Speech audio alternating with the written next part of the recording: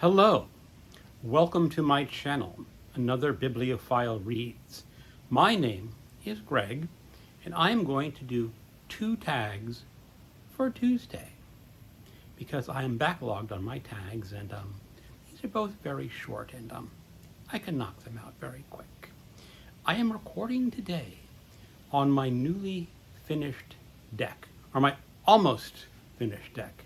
The builder still has to install windows and screens, but you can get an idea of what my new deck is like.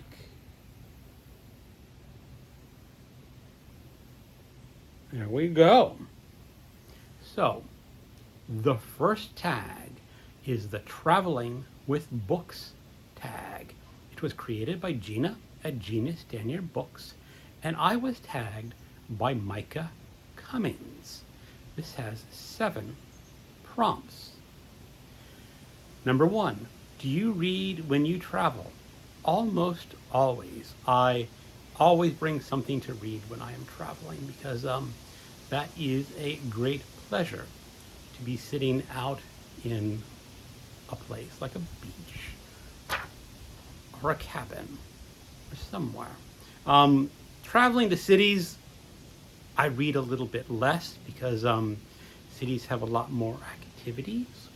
When I traveled to Portland a little about 2 years ago, a little over a year ago, when I was selling my home in Washington State, I did a 2 overnight trip to Portland, and I didn't get a lot of reading done because Portland is such a great city, and it sort of distracted me from reading. But when I'm on a place like a beach in Mexico, I am out under the palapa with my book reading for hours at a day.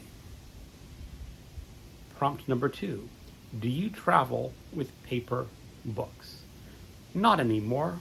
I used to always have to pack a bunch of books when I was traveling. This was before the day of PDAs or Kindles or iPhones. You just had paper books. And I always remember that big dilemma saying, what books am I going to travel with? Because you're not always sure what you're going to want to read when you are traveling. And your selections before you travel made that choice for me. But I'm so glad now that I have my Kindle to travel with. Prompt number 3, do you travel with an e-reader? Why, yes, I have answered that already. I love traveling with my Kindle, my iPhone, and my iPad. I do have one emergency paperback book that I usually take with me, but I have not read on that paperback book for many years now.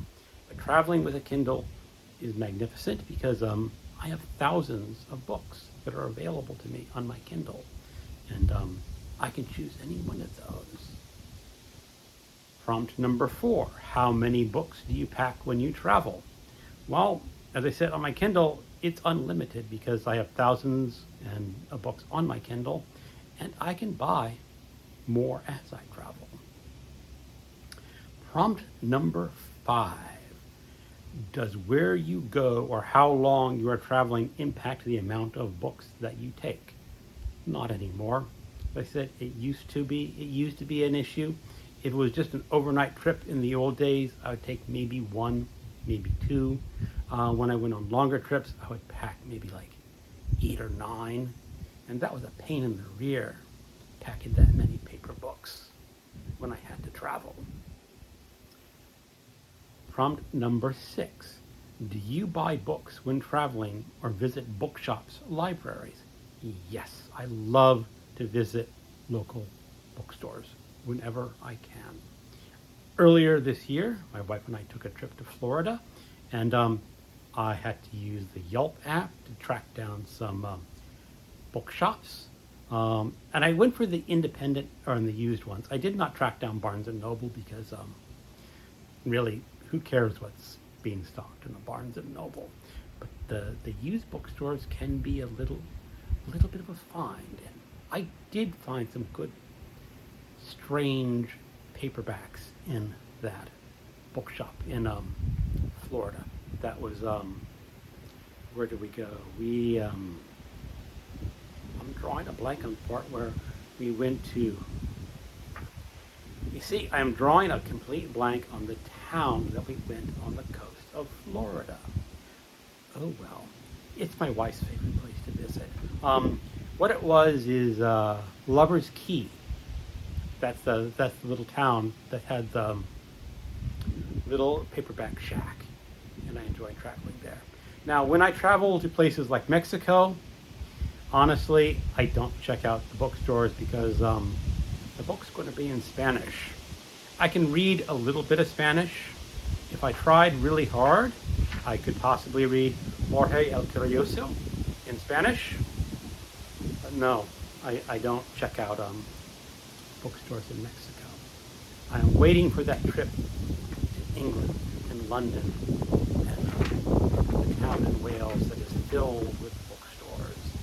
That will be when I bring. A breeze is kicking up. I will have to bring an extra suitcase for all the books that I find. Hopefully. 7. Tag some travelers. Well, I'm not sure who's done this tag. I'm going to tag some regular booktubers. If you've done this tag already, sorry. If you don't want to do it, don't feel obligated.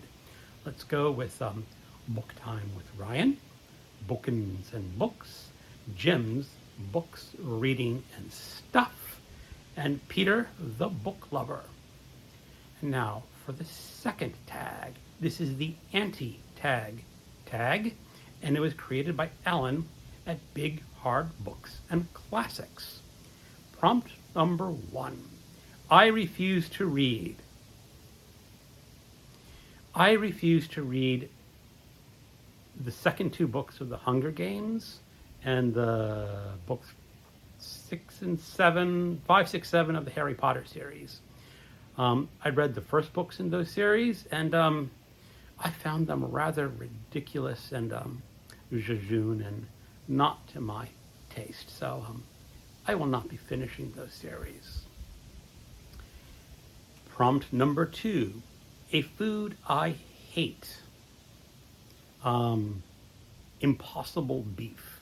That is a food I refuse to eat. And I refuse to eat it because it is sort of marketed as a food that will fool you. My wife likes it. She says, I'm completely fooled. I can't believe it's not hamburger. Well, I don't want to be fooled when I'm eating. I want to know what I'm eating, and that's that. If I want to eat a vegetarian meal, I can eat a vegetarian meal. I don't have to pretend that impossible beef is beef. Just don't use it. Cook something vegetarian. So I will never eat that food. Number 3, audiobooks. Well, if you know this channel, you know that I love audiobooks. I consider an audiobook completely equivalent to reading a book.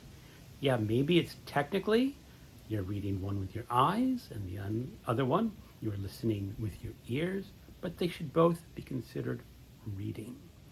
Now, some people claim that they cannot get into audiobooks, that they are too distracted to pay attention to the words in their ears. Well, a little while ago, I was listening to Steve Donahue talk about some of the great classics that everyone should read. And he mentioned the Canterbury Tales by Chaucer. And he says there are editions in modern English translation, but he encouraged people to pick up the original Middle English. It does take a little bit of work to get through that Middle English, at least initially. But once you get the rhythm down, you can read it. It is not a strain. It is very possible. And that is what I'm going to tell people who are hesitant to pick up an audiobook or claim that they cannot focus on that audiobook. It is a skill. Listening to an audiobook is something that you can learn if you want to learn it. And after you learn that skill, that opens up a whole new world of reading. You can read while driving a car, while walking the dog, while washing the dishes, almost any other kind of chore. You can read an audiobook while doing that chore. It's just a skill that you need to learn. So if you don't have that skill, I encourage you to try and learn it. Prompt number 4, graphic novels. I do read some graphic novels. I don't read a whole lot of them, but I do enjoy some of them. I don't enjoy the comic booky graphic novels with superheroes, just because that is not a genre that I like too much. Earlier this year, I read a graphic novel, which was really a biography, and the title was, Did You Hear What Eddie Gain Done? And that was a biography of Ed Gain, who was the serial killer who inspired the Texas Chainsaw Massacre, maybe Norman Bates from Psycho. There's some debate about that Robert Bloch was mostly done writing that book when the story of Ed Gain came out. So that's a debatable question, but definitely Leatherface from Texas Chainsaw Massacres. I'm also going to be rereading Mouse by Art Spiegelman later this year. That is a great graphic novel of the Holocaust that was banned in Tennessee. And it just means that when it's banned in places that really everyone needs to pick up that book and read it. Now, I read it before, and it's a great book. It's a great graphic novel. There's some other great graphic novels. Clyde Fans by Seth. The author just goes by one name, Seth.